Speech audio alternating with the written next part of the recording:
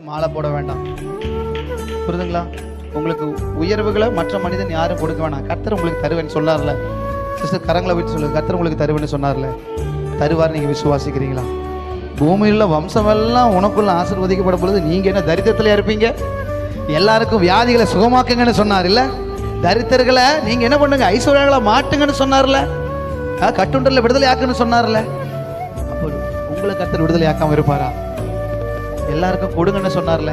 அப்ப கர்த்தரை தேடும் பொழுது கர்த்தர் உங்களை எவ்வளவாய் கொடுக்கிறவளாய் மாற்றுவார் பாருங்க. நீங்க இதெல்லாம் கேட்கவே வேண்டாம்.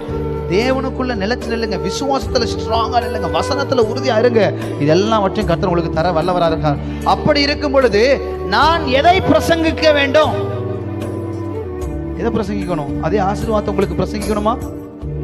ஆசீர்வாதம் புதுசா வரவங்களுக்கு தான். பட் உங்களுக்கு ஜீவனுள்ள வசனங்களை பிரசங்கிக்கணும்.